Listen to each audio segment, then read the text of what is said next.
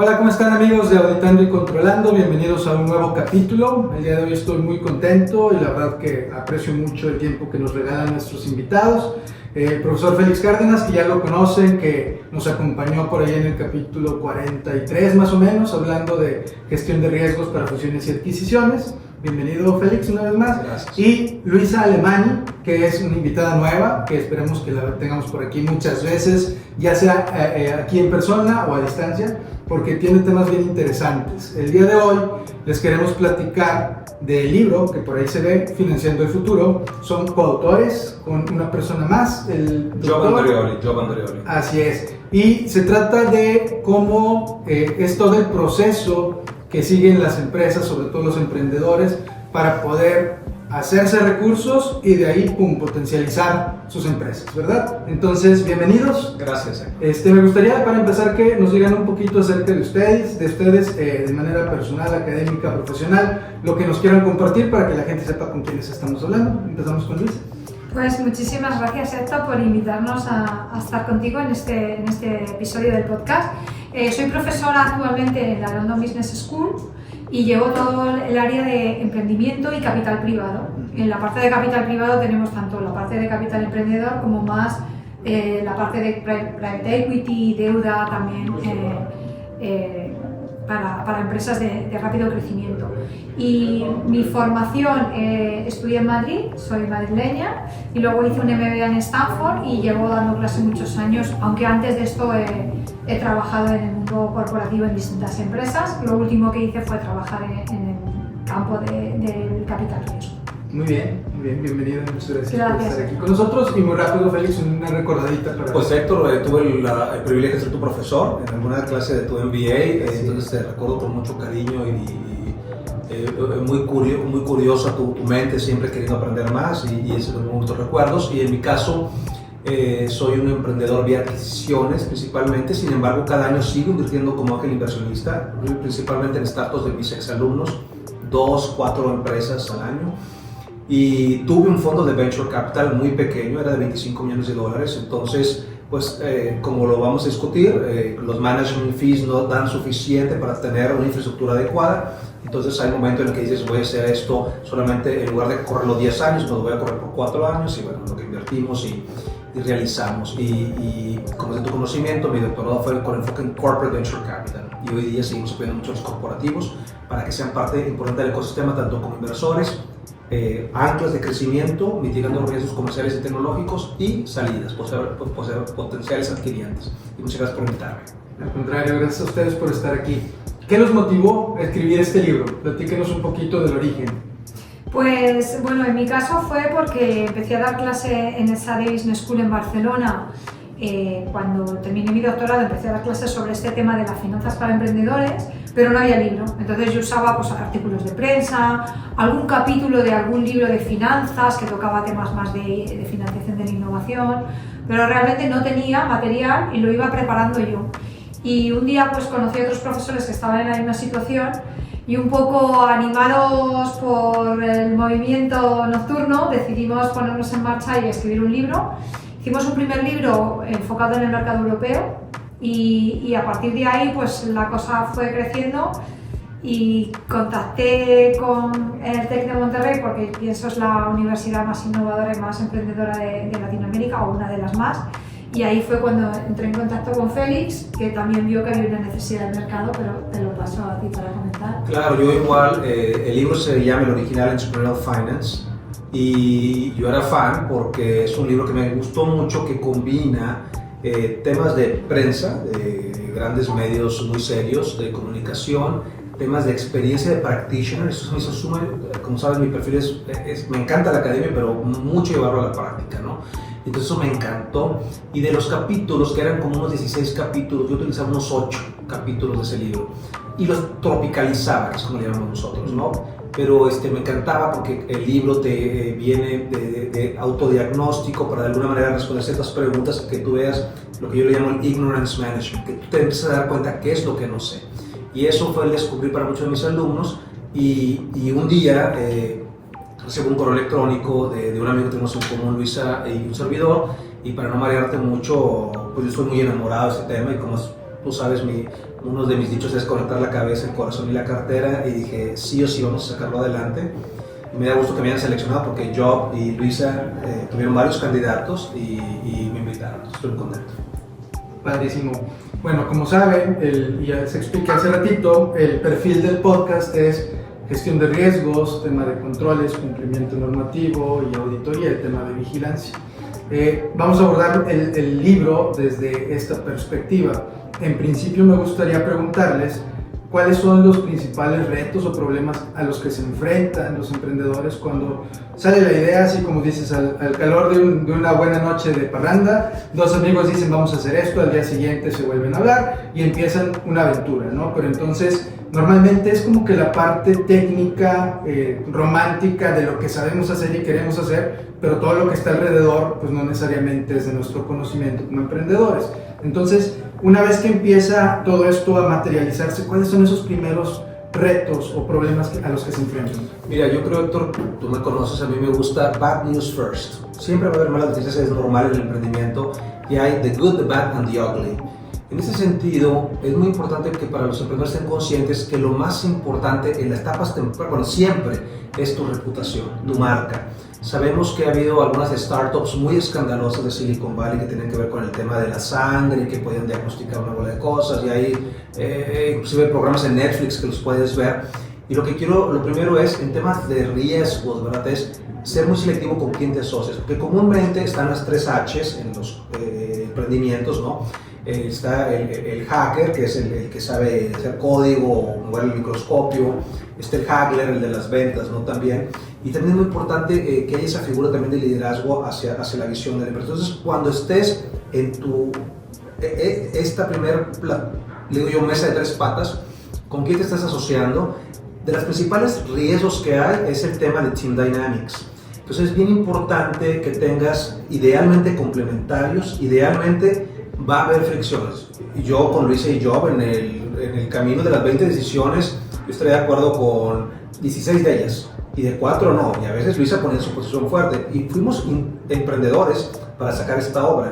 Pero en el emprendimiento también, cuando estás emprendiendo, vas a estar expuesto a estos puntos de vista diferentes, y tienes que saber que te digan de frente cuando algo no les parece, pero que no va a haber un tema de un cumplimiento, sobre todo los startups, que ya empiezan a veces a ser sobreoptimistas y tratar de prometer cosas que no son reales a la audiencia de inversionistas, a la audiencia de posibles usuarios, a la audiencia.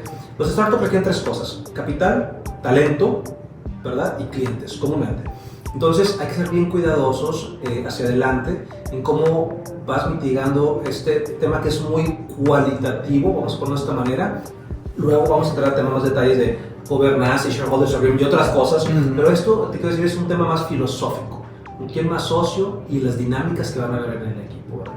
Ese es todo mi comentario. No sé. Sí, no, quizás si dividiéramos el mundo del emprendimiento desde el principio, en esa fase semilla donde lo que tienes es una idea, quizás un prototipo, hasta el final, los riesgos van cambiando. Al principio, como comentaba Félix, no hay nada, tienes la idea, entonces todo el riesgo es la persona, y hay un riesgo también tecnológico, porque tienes esa idea de lo que quieres hacer, pero ¿eres capaz de hacerlo? ¿Va a funcionar tu invento o no? Entonces eso es al principio, cuando estás en la fase semilla. Una vez que ya tienes algún cliente, que la empresa empieza a tener alguna venta, claro, la pregunta es, ¿hay un mercado? Porque tienes un cliente, pero a lo mejor es tu primo o tu vecino que te quiere hacer el favor, y como nosotros, ¿no? Nuestra familia que ha comprado el libro, vamos a ver si hay un mercado realmente. Entonces esa sería la primera fase de la parte del arranque, y luego ya el riesgo cambia bastante y el riesgo es la ejecución. Porque si hay un mercado y has sido capaz de tener esa buena tecnología, eres capaz de moverte de 10, 15 empleados a 100, 300, 1000, y ahí es donde realmente el riesgo pasa a lo que realmente sucede, que es el fundador. En muchos casos se tiene que dejar de ser el consejero delegado de la empresa y traer a gente que tiene más experiencia en el mercado para ser el nuevo director, el que lleva adelante este crecimiento masivo de la empresa. Entonces, diferentes riesgos en diferentes etapas. Claro, y que principalmente su función va a ser revisar que el nuevo equipo vaya hacia donde estaba originalmente pensada la empresa, ¿no? Sí va a haber un tema de especialización, de mucha experiencia, pero tienen que ir alineados a los valores, a los principios, a los objetivos estratégicos que se definieron desde el principio, que obviamente van evolucionando y van a ir cambiando un poquito, pero hacia dónde queríamos llevar nuestra idea ese día que estábamos tocando la primera cerveza, eso se tiene que mantener en principio, ¿verdad? Una vez que ellos pasan todo esta primera etapa de vamos a ver con quién nos asociamos, vamos a traer el equipo, empezamos a crecer, si hubo un mercado, necesitamos comprar máquinas, necesitamos meter más gente, ahora sí es cuando necesitamos el financiamiento, ¿sí? Ya no nos alcanza con nuestro dinero, con nuestros ahorros, con lo que nos dio el papá, el primo, el tío, ya empieza a ser algo más formal. Y ahí es donde viene la primera etapa del libro, donde podemos conocer cuáles son los diferentes tipos de financiamiento, ¿cierto? Entonces, en esta etapa, ¿cuáles serían los principales riesgos a los que se enfrentan los emprendedores cuando van en búsqueda de ese financiamiento? Mira, hay un concepto que se llama bootstrapping, ¿no? Y que alguien me platicó, un tejano, que es cuando tú te pones tus botas de cowboy, ¿verdad? Tienes dos orejas y les tiras hasta que llega el talón, y eso es el que tú mismo puedas de alguna manera ser capaz de llevar tu emprendimiento lo máximo posible sin recibir capital de fuera. Alguien que yo admiro que se llama Bill Gates, él, el día de su IPO tenía 30 y tantos por 38% de la empresa, una cosa así, es muy grande. En promedio estás hablando que son 3%, 4% del equipo fundador que tiene el equity al momento del IPO. Se diluye muchísimo. Un tema importante, recordemos que estas inversiones son primarias, significa que el dinero que entra comúnmente se queda en el balance general de la empresa, se emiten nuevas acciones, no es secundaria de que te estoy vendiendo mis acciones. Entonces, sí hay momentos de liquidez para el emprendedor en el camino, primaria y secundaria, pero lo principal es que crezca la empresa. No quieres comprar 8 Ferraris cuando estás creciendo, ¿verdad? Y los inversionistas no te lo van a permitir, casi un hecho. Entonces, lo importante es identificar quién es tu pool de inversionistas, que como tú dijiste están las 3 Fs. Hubo un tiempo que en México había la F de federal, el gobierno federal nos apoyaba, como fue en Israel en su momento el YOSMA, que es el tema de la esperanza, que tienen más de 240 fund managers y hoy quedan 14, una cosa así, pero son súper exitosos. Entonces en México hoy no hay la F de federal, del gobierno federal, pero lo que sí existe es todavía tus amigos, tu familia, que tú bien dices. En Estados Unidos utilizan mucho la tarjeta de crédito, aunque yo no recomiendo porque en el país emergentes es carísimo las tasas de interés y la creación de valor pues difícilmente va a llegar a tasas de doble dígito en un arranque, ¿verdad? Sobre todo no está monetizable. Y más adelante, uno muy importante, están los fondos de Venture Capital, que recordemos son intermediarios. El dinero que ellos invierten viene de los fondos de pensiones, de los family office, de los endowments, a diferencia de los Friends, Fools, Family Business Angels, ¿no? Y luego la tercera son los corporativos. Comúnmente, a veces ahora los corporativos entran en etapa temprana, un Corporate Venture Capital, nada más como referencia, el 50% de los Fortune 100 tienen un mecanismo de Corporate Venture Capital. Ahí me paro porque estoy hablando de la perspectiva del emprendedor. Realmente para el corporativo, porque sé que tu audiencia también es gente del corporativo, el dinero, en mi humilde opinión, no está necesariamente en el 4 o el 8X que hagas en el startup, es en traer esa innovación y poderla escalar en el mothership company. La gran cementera, la gran cervecera, la gran tienda recuerdo el ejemplo de Adidas con una innovación de las agujetas, pero si Puma o Adidas pueden escalar esto, ahí es donde realmente están la masa crítica de los millones y millones de dólares. Por supuesto. Y también pues nos enfrentamos a ciertas restricciones, ¿no? Por el tema de historial, en realidad como empresa no nos conocen. Entonces, regresamos al tema de reputación. Vamos a evaluar a las personas que están detrás de la empresa para poder confiar en el proyecto, confiar en la idea, ver de dónde vienen, si ya tienen experiencia, etcétera, etcétera, ¿verdad? También tendríamos que cuidar temas de cumplimiento, de armar todos los expedientes perfectamente y tener todo alineado para poder presentarlo ante las diferentes opciones. ¿Qué otro tema de este perfil pudieran platicarnos además de lo que nos comentó Félix? Bueno, en principio el tema de tener un plan financiero, ¿no? De poner todo tus ideas, ese sueño que tú tienes, ponerle números, es muy importante, no porque se vaya a cumplir, porque en la mayoría de los casos no se cumple, pero porque es bueno tener una dirección a la que te estás dirigiendo y luego te vas a ir adaptando a lo que te encuentras en el mercado.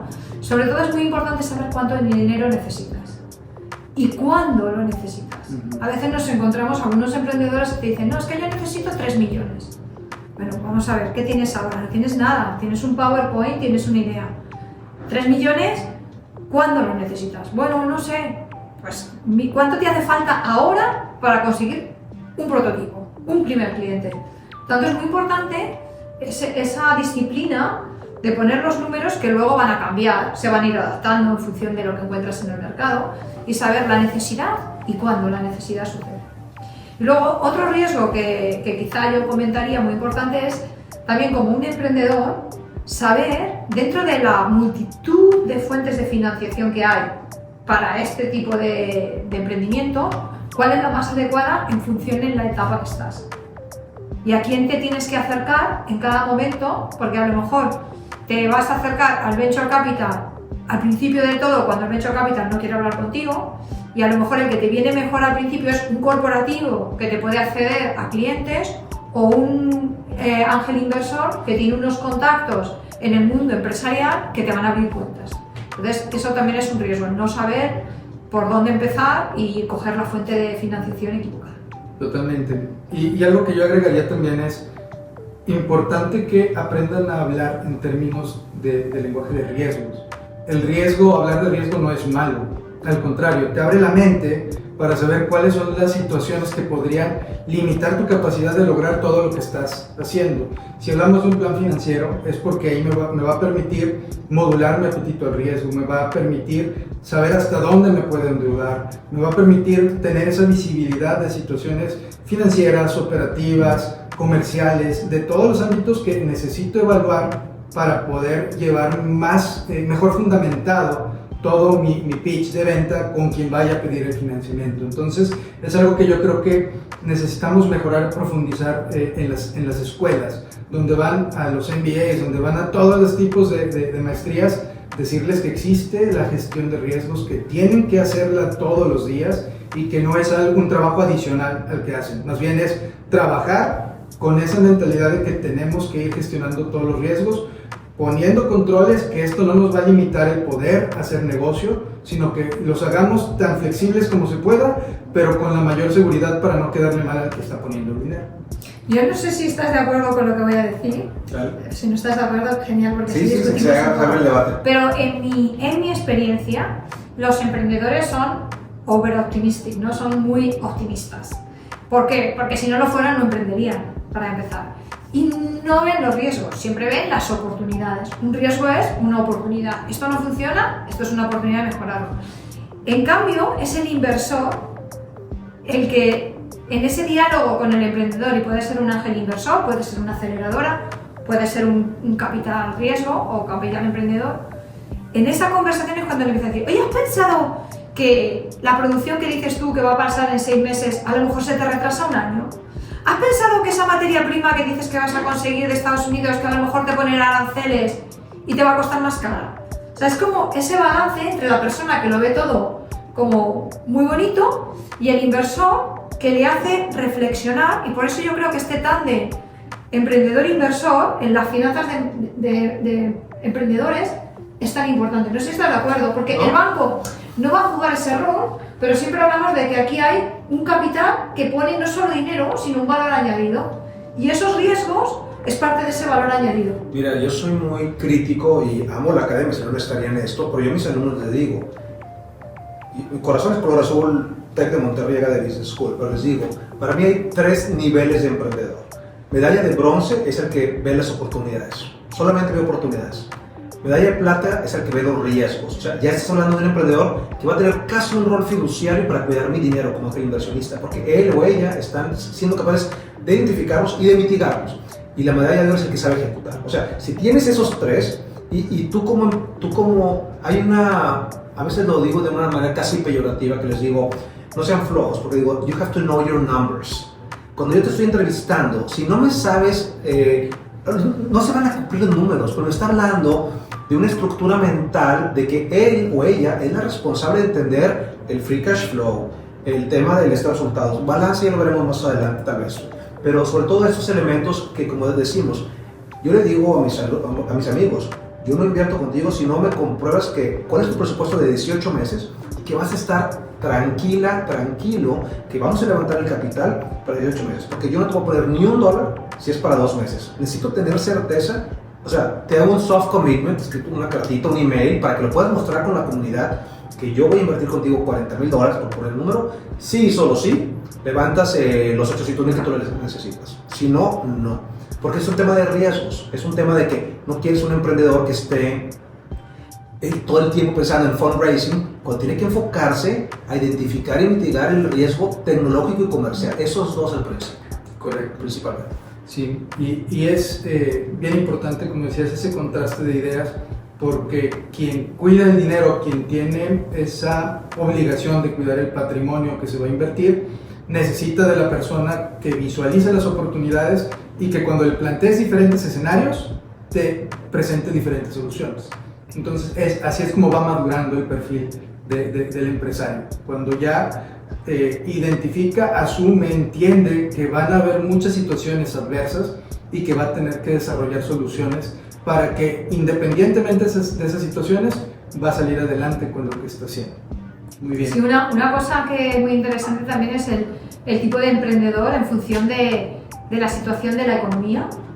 Que en las épocas que hay muchísimo dinero en la economía, te encuentras estos emprendedores que no valoran para nada el dinero, no tienen en cuenta nada los riesgos, lo único que hacen es gastar, pensando, mañana llamo a quien sea y me van a dar cheques así de dinero. Y en cambio los emprendedores, por ejemplo, ahora, cuando es más difícil conseguir ese dinero, piensan más en estos 18, 24 meses, porque saben que es difícil. Cada dólar que se gastan piensan, oye, ¿voy a gastar esto o no lo voy a gastar? Porque ¿voy a tener una rentabilidad haciendo esta inversión o no? O sea, es una mentalidad muy distinta y por eso yo creo que en los momentos difíciles de la economía es cuando se consiguen las mejores inversiones. Totalmente. Mis maestros americanos me decían, si llegas a la serie F, I'm gonna fail you, así le decían. O sea, ya te diluiste demasiado. ¿Realmente le quieres levantar tanto capital? Hay casos de estudio de Uber, ya pasó la F y más, y dicen, oye, no sé si el equipo, o sea, quién va a hacer dinero, depende de cómo estén los acuerdos negociados, ¿verdad? Porque cada ronda que van entrando unos y unos deciden salir o bien permanecer, ¿verdad? Manda señales al mercado del compromiso de los que tienen 1 año o 2 años con el emprendedor, y luego, y esto, pues el caso de Amazon, fueron años perdiendo, quemando dinero hasta que salió, y hoy, bueno, pues Amazon es 10 pesos, ¿no? Lo que ha hecho. Pero sí es importante, como tú bien dices, Héctor, el tema de los riesgos, que no es tan sexy comúnmente, porque todo el mundo piensa poner post-its de ideación en las paredes, y para mí eso no es responsable, no es un emprendimiento, es un emprendimiento preparatorio, pero ya para un master degree sí necesitas tener toda la visión hasta la ejecución. Sí, por eso lo sé muy bien, porque me cuesta mucho trabajo colocar mis servicios de gestión de riesgos. Muy bien. Sí. Ahora, la etapa 2, proceso de financiamiento. ¿Cuáles son los principales fallas que tienen las empresas, los emprendedores, para llevar todo lo necesario y que haga sentido de negocio y que cumpla con todos los requisitos que necesitan para que les den ese dinero? Para mí, uno de los principales, por empezar por la parte de arriba, es el estimar sus ventas. Y lo que vemos mucho, o por lo menos lo que yo veo casi a diario, es el mercado es gigantesco, son no sé cuántos billions, o sea, todo es gigante, y yo soy muy conservador y solo voy a conseguir un 5% del mercado, que son muchísimos millones normalmente. Y entonces les preguntas, vale, o sea que vas a estar facturando 100 millones en 5 años. ¿Cuántos clientes tendrás entonces? Y entonces te dicen, no sé. Ok. ¿Cuánto es tu venta media? Tanto. Ok, pues entonces tendrás esta cantidad de clientes. Si tienes esta cantidad de clientes, necesitarás un call center, vas a necesitar tener 1000 empleados. ¿Dónde está eso reflejado en tu plan financiero? O sea que ¿sabes? Top-down view de el mercado es gigante y yo solo cojo un 5%, es un error bastante gordo. Yo creo que hay que construir desde abajo. De hecho, hay un capítulo entero en el libro que explica el bottom-up y luego el top-down. O sea, construye desde cliente a cliente, ¿vale? Pongo anuncios, cuántos clientes, cuántos click-throughs, si es por ejemplo, un B2C. O cuántas visitas hago a clientes corporativos, cuántos me van a conseguir una reunión después, cuántos me van a firmar, ¿no? Como construyendo tu funnel de ventas, y luego sí que puedes mirar qué cuota de mercado alcanzarás y ver si los dos números tienen sentido, pero simplemente decir es un mercado gigante y consigo un 5%, es un error.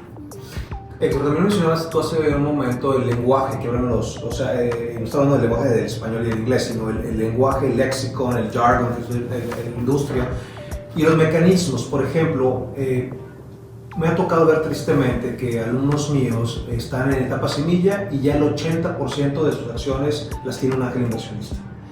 El único currency que tiene el emprendedor es su equity, ¿sí me explico? Entonces, ¿dónde voy con esta conversación? Es el tema de los mecanismos desde las notas convertibles, ¿verdad? Que hay algunos que se han desarrollado, que es el SAFE, que es el KISS, que es el... Y se han ido adaptando a diferentes temas regulatorios, que es que vamos a entrar más adelante, ¿verdad? Que el tema del crowdfunding, qué se permite y qué no se permite. Ciertos países permiten ciertas vender o no posiciones de capital a través de ese tipo de mecanismos, otros no, y han ido evolucionando con el tiempo, ¿no? La ley FinTech de México, por ejemplo. Entonces, ese tema es muy importante. Y el segundo que menciono, así como proceso, ¿verdad? Cuando tú eres una empresa establecida, tienes un virtual data room, un VDR, que un sell-side due diligence asesor te ayuda a poner todo en orden para que el que va a comprar pueda ver los cajones de todo lo que tienes. En una startup, el due diligence principalmente es un diseño tecnológico comercial. A ver, lo que me están mostrando es cierto, volvemos al escándalo del episodio de Netflix que te comentaba. Realmente es eso y también importante pues el tema de la gobernanza, ¿verdad? ¿Quién controla? ¿Cuáles son los...? Y bueno, ha habido todas las historias, ¿no? Nos tocó cuando a Steve Jobs lo echaron de su negocio y luego como Apple lo vuelve a llamar. Pero lo que te quiero compartir con todo esto es que estos elementos que a veces no son tan sexys como el pensar en la oportunidad, pero son sumamente importantes, todos estos elementos para el proceso. Porque el inversionista, el dinero es como el agua. Si tienes tú canales para fluir y tienes un emprendedor que no entiende, le tienes que explicar y convencerlo, versus alguien que ya estuvo en un startup o en dos, ya fracasó en una, ya en dos, ya tiene un conocimiento de cómo puede más rápido comunicarse y fluye el agua más rápido. Entonces sí es bien importante en las escuelas de negocio y ese tipo de libros que se compartan para que las personas tengan mejor conocimiento y el agua pueda fluir más rápido, que haya menos fricción. Claro, sí, y el libro habla un poquito del proceso, de cómo obtener el financiamiento y luego también de cómo recibirlo, ¿verdad? Porque es lo que mencionas justo. Ya alguien confía en ti, ya te dan los recursos, ¿qué vas a hacer con los recursos? ¿Cómo voy a construir la infraestructura para poder escalarlo? ¿Cómo voy a hacer mercadotecnia para poder colocarlo en el mercado? O sea, todas las diferentes áreas en las que vas a tener que asignar una parte de ese financiamiento para que se multiplique el valor de lo que estás generando el día de hoy y que lo puedas hacer, ya que confiaron en ti, que tengas la capacidad de utilizarlo de la mejor manera para poder generar el valor que estás prometiendo. Muy bien. El siguiente tema es hacer precisamente crecer a la empresa, ¿sí? Y en este punto lo que me gustaría saber es si ya más o menos fuimos viendo cuáles eran los riesgos que nos podrían limitar el llegar a los objetivos, pues cuáles serían los principales controles que ustedes sugerirían que sí o sí se deben tener en estas primeras etapas. Bueno, yo creo que una cosa que es evidente es el flujo de caja, para empezar, porque en el momento que vas a... O sea, ¿cuánto estás quemando mensualmente? No hablamos de cuánto quemas en este sentido, no es una forma peyorativa, pero es cuánto dinero, porque como no tienes suficientes ingresos, pues vas quemando, se te va reduciendo y eso te indica cuántos meses te quedan de vida. Por lo tanto, saber cuántos meses te quedan de vida es muy importante para saber cuándo tienes que ir a buscar más dinero. Que no te pase que te quedes cruzando el desierto y a mitad del camino te quedaste sin gasolina y ahí se acaba todo. Entonces eso es un tema que es fundamental, el cash flow. Y luego la otra son una serie de métricas que no son los beneficios porque son pérdidas lo que tienes, pero que puede ser, por ejemplo, el coste de adquisición de clientes y el lifetime value de un cliente y ver si el lifetime value, el valor que te proporciona un cliente en esa vida es mayor que lo que te cuesta adquirirlo. Eso son una de las métricas, así por decir. De nuevo, hay un capítulo que trata todo este tema del plan financiero, donde se entra en este y en el crecimiento, en este control de métricas a largo plazo. Sí. Cuando tú eras haciendo tu maestría, recuerdo, teníamos un libro de Tony Dávila, un profesor que en ese momento estaba en Stanford, y él hizo un research de Management Control Systems y logró probar con econometría que aquellos startups que tenían mecanismos de Management Control Systems crecían más, ¿verdad? Y podían leer mayores rondas y mayor valuación, los dos elementos, que son proxy de alguna manera, están relacionados. Entonces yo sí creo que el emprendedor tiene que ser una persona, otra vez, sofisticada, aguerrida, no ingenuo, y tener estos, porque al final este tema del flujo pues es la sangre de la empresa. Se mueren porque no pueden pagar ya la nómina en las empresas. Entonces, sí creo que lo dices muy bien, tiene que ver sin ser, como dicen, overwhelming.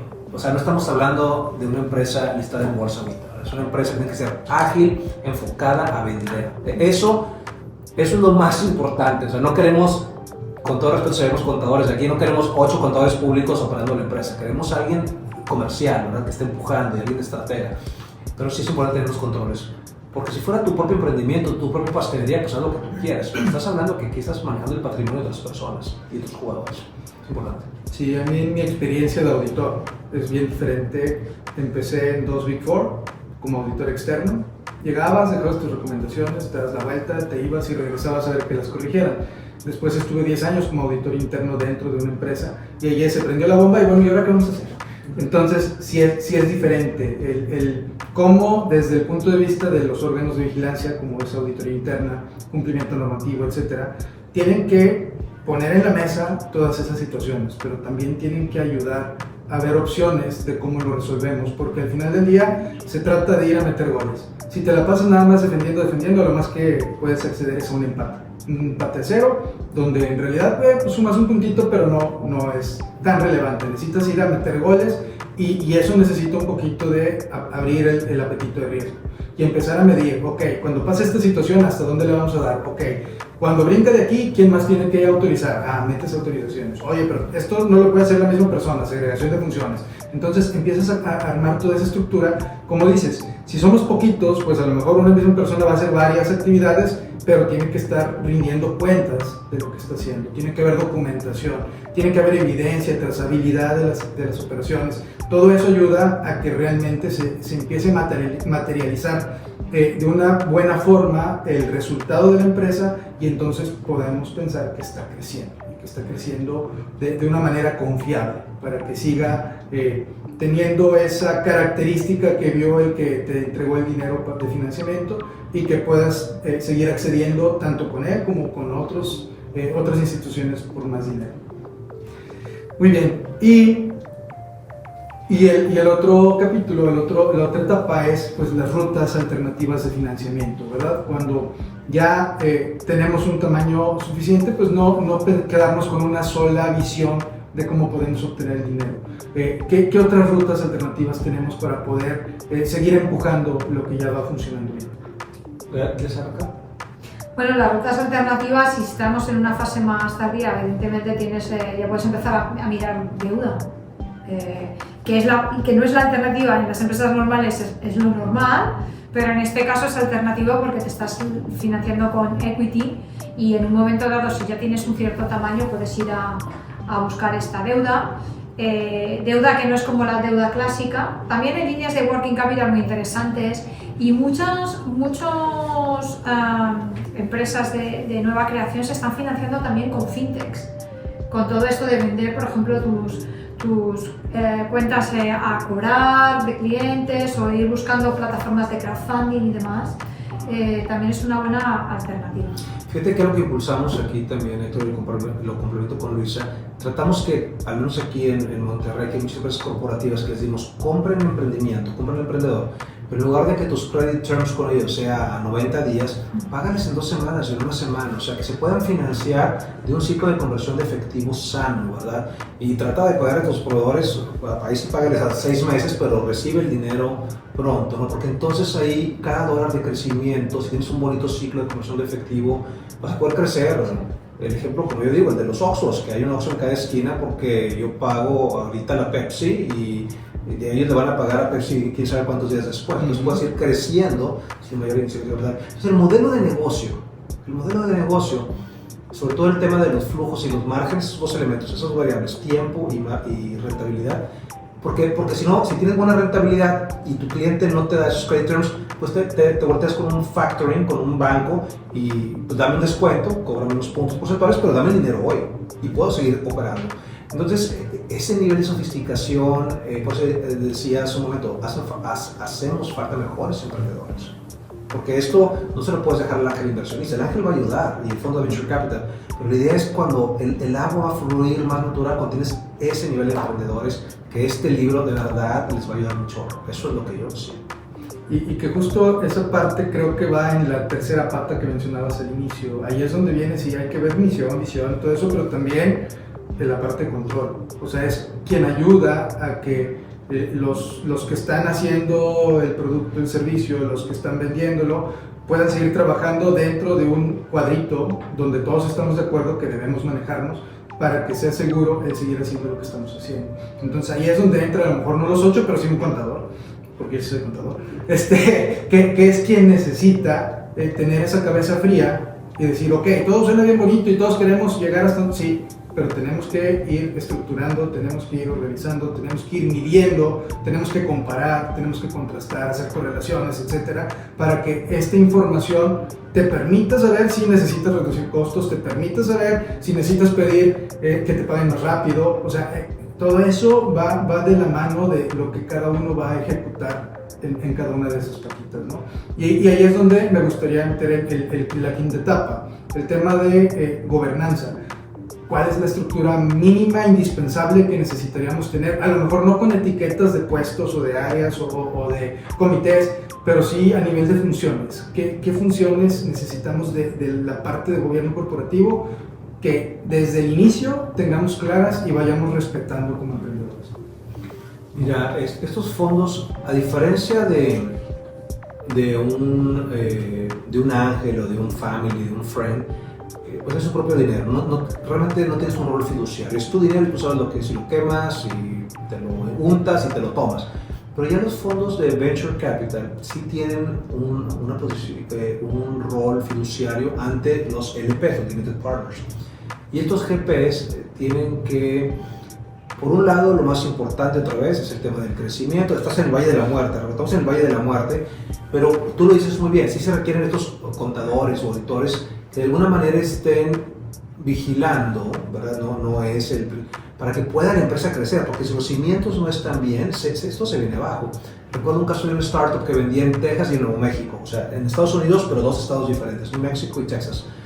Y sin saber, por ignorancia mía también, entre estamos en la mesa, teníamos un tema de un liability grande, porque era ignorancia que no sabíamos que teníamos un tema de los impuestos estatales a nivel de México, ¿no? Entonces, al final del día si requieres personas que estén pensando en riesgos, auditoría, controles, sin duda prácticas societarias, ese tipo de cosas. El tema de no apalancar las empresas a más de X nivel, que tengan controles de minoría significativa. Aquí en México se llama la SAPI, tendrá algunos años que se inventó, y con tener el 10% tengo un asiento en el consejo. Eso antes en las SADCBs no existía. Número 2, si tengo derechos de minoría significativa yo puedo vetar, si quieren pedir un apalancamiento, eso yo lo puedo frenar. Número 3, compensaciones. Oye, me quiero aumentar el salario de $50,000 a $500,000, pues ¿qué crees? No, yo lo puedo frenar. O sea, sí hay ciertos mecanismos de control que son súper sanos para que la empresa pueda seguir creciendo y nos enfoquemos a lo que nos une a todos, que es crecer y que sea rentable, todo ese tema, ¿no? Pero sí hay que ser muy cuidadosos de no darle un overwhelming de formatos y cosas que llenar. A veces me pasa que los Development Financial Institutions, los DFIs, como el Banco Interamericano de Desarrollo, como el World Bank, como no sé si la CAF todavía tenga la financiación en Venezuela, no, pero estos DFIs a veces te ponen mucha instrumentación que tú la tomas, son cosas buenas, o sea, no estoy diciendo que sea malo, pero simplemente a veces se vuelve una carga administrativa para la empresa y a veces requieres casi una persona para estar con investment relationships. Entonces, es cuidar ese balance, cómo reconciliar las tensiones entre los cimientos sean muy sólidos y fuertes con controles, con auditores, pero al mismo tiempo no perdamos de vista que lo más importante es crecer y empujar ese área. Sí, yo creo que además el mundo del venture capital, de las startups, el pacto de socios, lo que hablamos, la term sheet y el pacto de accionistas, es fantástico. O sea, ha sido inventado de una manera que es fantástico, porque sin poner unas estructuras súper complejas que no te permiten moverte, pone esos controles, esos vetos en temas clave que protegen la creación de valor en la empresa. No protegen al fundador, no protegen al inversor, protegen a la empresa. Cosas que sean malas para la empresa no se puede, están vetadas. Entonces no hace falta tener una estructura gigante de comités y tal, porque eso a lo mejor cuando ya eres una empresa de 500 empleados tiene sentido, pero al principio no tanto, pero tienes una serie de derechos que tienen los accionistas y una serie de vetos que ponen el poder en la mano del que lo tiene que tener. Y efectivamente pues no te puedes ni subir el sueldo, ni puedes cambiar o fusionar la empresa sin pedir permiso, ni puedes ponerte el sueldo que quieras, ni comprar un Ferrari. Y son cosas bastante lógicas que permiten con este pacto de accionistas, que también es uno de los temas que se cubre mucho, porque es el gran desconocido. O sea, es sorprendente como todos los MBAs y todos los emprendedores saben, entre comillas, de valoración. Quiero una gran valoración para mi empresa, quiero mucho dinero de valor, pero luego no saben que existe una cosa que es el term sheet, que te lo va a controlar todo y que si pides mucho de un lado, luego te van a poner una liquidation preference por el otro, que vas a acabar no consiguiendo el valor que pensabas que vas a tener. Entonces yo creo que es un tema, creo que está muy bien inventado. Eso es complementando, porque las acciones tienen diferentes derechos corporativos, hay diferentes series de acciones.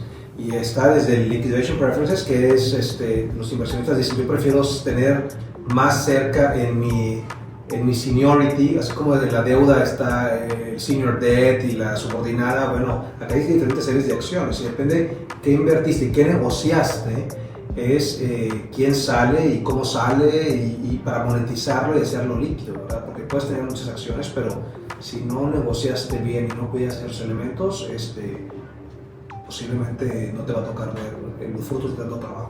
Claro, y también tener esa conciencia de que vas a estar constantemente monitoreado, ¿no? En principio lo tienes que hacer tú, como dueño de la empresa, como para cuidar a tu bebé, que no le dé temperatura, que no le dé tos, o sea, eso. Yo creo que ese es un tema importante, tener conciencia de que tenemos que estar monitoreando todos esos puntos clave, y la otra es que desde la cabeza y todo el equipo de primer nivel permeen hacia abajo la cultura del control, del riesgo, de responsabilidad, de que todo lo que hacemos o dejamos de hacer ayuda o le pone trabas al que viene adelante en la cadena. ¿Sí? Todo esto lo vamos generando entre todos. Si yo no hago algo, a lo mejor el de adelante lo necesita para poder hacer una actividad. Entonces, tener esa conciencia y explicársela al equipo en palabras sencillas, claras, que es lo que tratamos aquí en el podcast, de todo lo técnico, aterrizarlo a que sean palabras muy entendibles, porque lo vemos desde chavos que están estudiando hasta personas que ya tienen mucho tiempo con estos temas, lo ven todos los C-levels que he tenido oportunidad de platicar con ellos, y tratamos de transmitir eso. O sea, no es un trabajo adicional, es el mismo trabajo, nada más pensando claramente que hay riesgos y que los estamos controlando. Muchas veces pregunto, oye, ¿cuál es el riesgo aquí en tu área? No tenemos riesgos. ¿Pero cómo que entiendes? No, es que nunca ha pasado nada. Sí tienes riesgos, pero los has controlado. Es diferente, ¿no? Entonces, esa evangelización, así como ustedes hablan de la tropicalización, a mí me toca evangelizar en temas de riesgos y controles. Pues, si logramos tener esa cultura de riesgos, de controles en la organización, nos va a ayudar a cumplir nuestros objetivos. Pues para finalizar, un último comentario acerca del libro de ustedes, lo que quieran platicarnos, ¿dónde lo podemos comprar?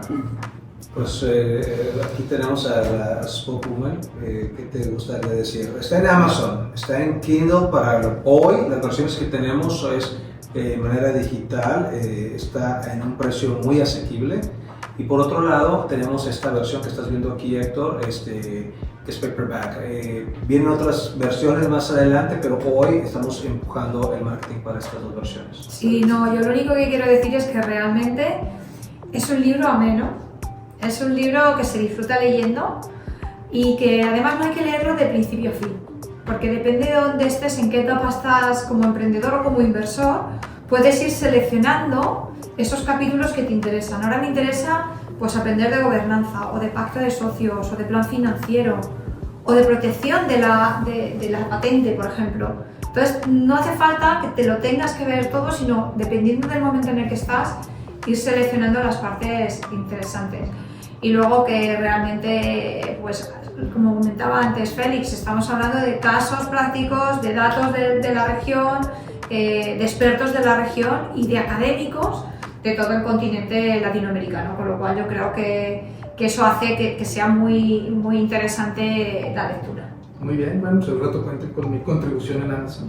Claro Ahí que lo sí. vamos a tener y luego les voy a pedir una firma para que venga autografiado. Muchísimas gracias. Les agradezco mucho su Gracias, tiempo. Héctor. Como Gracias. siempre, padrísima la plática. Ahí está su casa, las veces que quieran regresar con mucho gusto. Gracias y gracias a tu Muchísimas audiencia por escucharnos. Muy Muchas bien, gracias. pues muchas gracias a todos. Mándenos sus comentarios si tienen algo, una pregunta o algo. Yo aquí la comparto con nuestros expertos y les mando un fuerte abrazo. Hasta luego. Bye. Gracias.